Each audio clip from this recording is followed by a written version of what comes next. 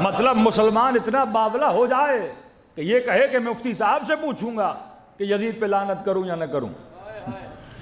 کیا مفتی قرآن سے برتر ہے؟ کیا کلام خدا سے برتر ہے؟ جب خدا نے کہہ دیا کہ اللہ کی لعنت ہے ظالموں پر، اب چاہے ظالم کل کا ہو چاہے ظالم آج کا ہو، جہاں ظلم ہوگا وہاں رب کی لعنت آ جائے گی۔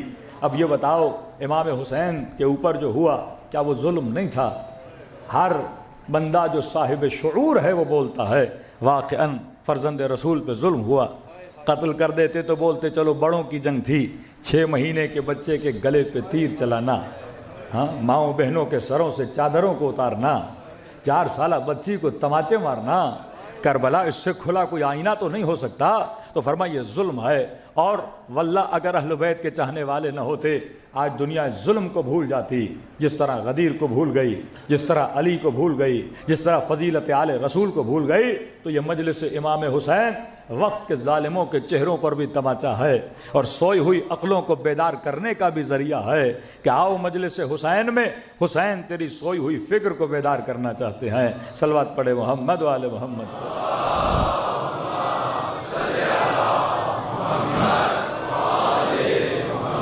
دیکھیے کئی ہمارے برادران اہل سنت کے نوجوان، ایک بیداری کی لہر ہے کہ جیسے میں کہتا ہوں پہلا ورژن محمد علی مرزا کا تھا، دوسرا ورژن پہلا ورژن مولانا اسحاق کا تھا، اس کا نتیجہ مرزا بنا، تیسرا ورژن ابھی مفتی ہمدرد کا ورژن ہے۔ تو آپ دیکھتے ہیں ڈے بائی ڈے یہ کیا کر رہے ہیں، ترقی کر رہے ہیں مکتب اہل بیت پہ۔ کئی جوان کہتے ہیں مولانا یہ مرزا شروع میں بہت کچھ بولتا تھا، اب اس کو کیا ہو گیا ہے؟ میں نے کہا دیکھو منبع اور مرکز کہ بندہ لے کہاں سے رہا ہے۔ ہاں وہ ہمیشہ کہتا ہے میں کسی نہ بابے کو مانتا ہوں نہ کسی وہابی کو مانتا ہوں، لیکن کل اس نے خود کہا کہ 2 بابوں کو میں بھی مانتا ہوں، ایک مسلم ایک بخاری۔ تو جو بابوں میں پھنسے گا وہ کبھی در علی پہ نہیں آ پائے گا، کیونکہ منبع وہی ہے۔ اب لوگ کہتے ہیں مولانا مسئلہ یہ تھا کہ وہ کوئی نئی بات نہیں کر رہا تھا، یعنی اتنے سالوں سے 60-70 سالوں سے شیعہ ممبر سے بول رہے تھے کہ امیر المومنین پر ممبروں سے سب و شتم کیا گیا، عوام کہتے اتنی شیعہ جھوٹ بول رہے ہیں، کیونکہ ان کے بندے نے بولا تو عوام کے لیے شوکنگ نیوز تھی، کیونکہ ہمیں تو جھوٹا دکھا دیا نا، ان کی مجلسوں میں یہ ہوتا ہے، یہ جھوٹ بولتے ہیں، لہذا ہم کتنا بھی بولے تو نیچے کمنٹ میں آ جاتا ہے یہ شیعہ ہیں سارے کیا بولتے ہیں، جھوٹ بولتے ہیں۔ جب اپنا ان کا سچ بولے تو پھر ان کی نسلوں نے اسے کیا مانا، سچ مانا، اس نے کوئی نئی بات نہیں کی، وہی چیزیں جو ان کی کتابوں میں لکھی ہوئی ہیں وہ ان کے سامنے لا کے کھڑی کر دی۔ لیکن اٹک کہاں جاتا ہے؟ پھر اسی بخاری اور مسلم میں یہ روایتیں بھی موجود ہیں کہ حاکم فاجر ہو، فاسق ہو، شرابی ہو، اللہ کے دین پہ نہ چلنے والا ہو، لوگوں کے دین کو تباہ کرنے والا ہو، لیکن آپ کو حق نہیں اس حاکم کے خلاف کیا کرو، قیام کرو۔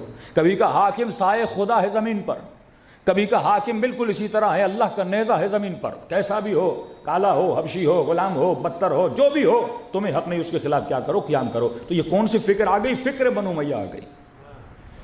اب جب آپ نے 2 کتابوں کو اپنا بابا بنا دیا، جو وہ کہیں گے آپ کہو گے سچ ہے، اور روایتوں کو کنیکٹ کیا کس کے ساتھ؟ کبھی کنیکٹ کیا ابن عباس کے ساتھ، کبھی کنیکٹ کیا ابو ذر غفاری کے ساتھ، یہاں تک کہ بعض روایتوں کو کنیکٹ کیا امیر المومنین کے ساتھ، کیونکہ دشمن جو روایتوں کو جعل کر رہا تھا، جھوٹی روایتیں بنا رہا تھا، اسے پتا تھا جب تک سورس مضبوط نہیں بناؤں گا کوئی نہیں مانے گا۔ اب بھائی کسی روایت پر ابو ذر غفاری کا فنگر تو نہیں لگا کہ ہم ویریفائی کریں کہ ابو ذر نے کہا ہے کہ نہیں، کسی روایت پر امیر المومنین کا کوئی انگوٹھا تو نہیں لگا کہ ہم بتا سکے کہ امیر المومنین نے کہا ہے کہ نہیں۔ تو روایتوں کی ویریفیکیشن کہاں سے ہوتی ہے؟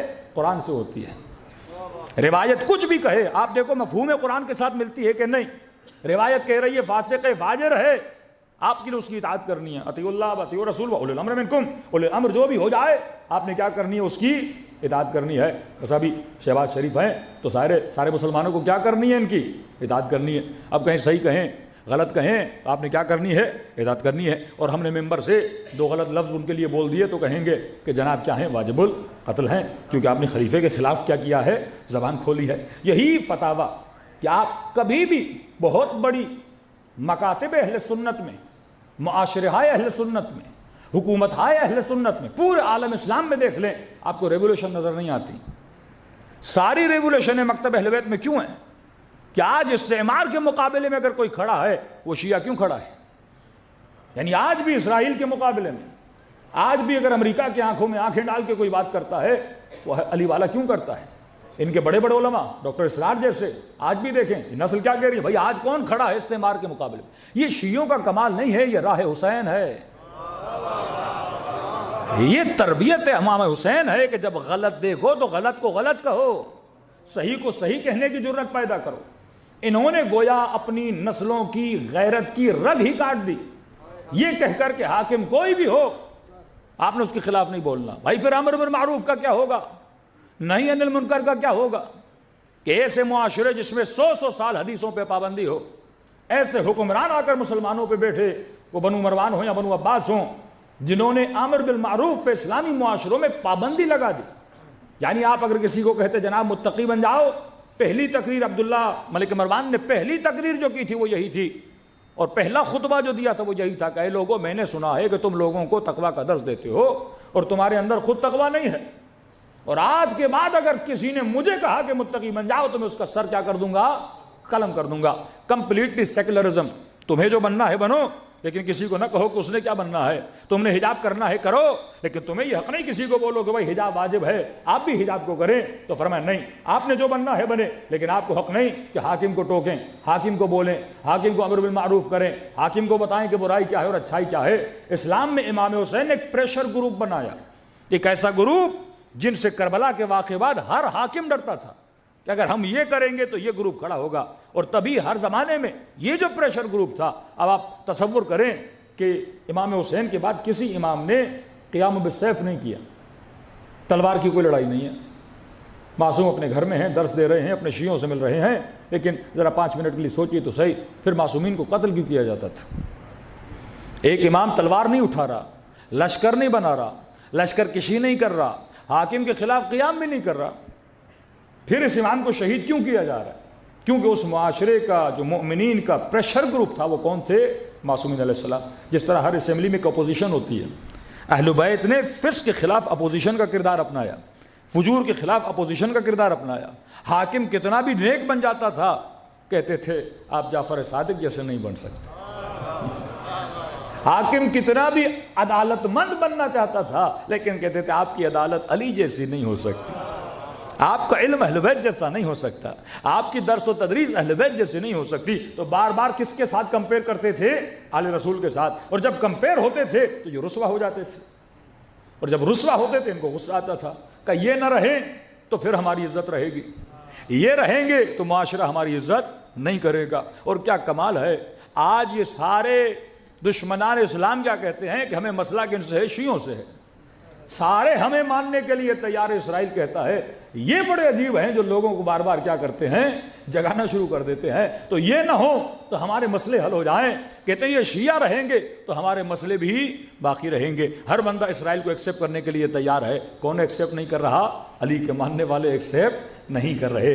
یہ جرت، یہ جو روش امام حسین ہے، اس نے ایک نیا اسلام کا ورژن پیدا کیا واقع کربلا کے بعد۔ وہ ورژن یہ تھا کہ حاکم فاسق و فاجر ہو، آپ نے اس کے خلاف کیا کرنا ہے؟ قیام کرنا ہے۔ یہی مائنڈ سیٹ آپ کو زیدیہ میں نظر آتا ہے، یہی مائنڈ سیٹ اثنا عشری شیعوں میں نظر آتا ہے، وہ لبنان ہو، وہ یمن ہو، وہ ایران ہو، وہ عراق ہو، تو پریشان ہو جاتے ہیں۔ 2-3% شیعہ بھی نہیں تھے سیریا میں، یعنی یہ ان کے لیے ایک بہت حیرت اور تعجب کا مقام تھا کہ ایک ایسا ملک جس میں 3% شیعہ ہے، اور نعرہ وہاں پہ کیا مارا کہ سب سے بڑا فساد جو سیریا میں ہے اور کوئی نہیں، کہا کہ یہ علی کی بیٹی کا روزہ ہے، یہ بدعت گاہ ہے، یہاں پہ آتے ہیں، یہ روزوں پہ سجدے کرتے ہیں اور عبادتیں کرتے ہیں، اس کو ہم گرا دیں گے تو سیریا کیا ہو جائے گا؟ لیاذ باللہ پاک ہو جائے گا۔ کتنا زور لگایا لیکن سیدہ زینب کے روزے کو کچھ نہ کر سکے، نہ کچھ ان کو ملا۔ یہ کس کی سوچ ہے؟ یہ امام حسین کی سوچ ہے۔ اگر یہ سوچ نہ ہوتی ہم کبھی بھی اپنا دفاع نہ کر پاتے۔ جس قوم میں شہادت کا جذبہ ہو، جو قوم فرمائے ہمارے شیعوں کی نشانی یہ ہے کہ جب یہ سبیل اللہ پہ چلتے ہیں تو یہ کبھی نہیں گھبراتے کہ موت ان پر آ جائے یا موت پر یہ آ جائے۔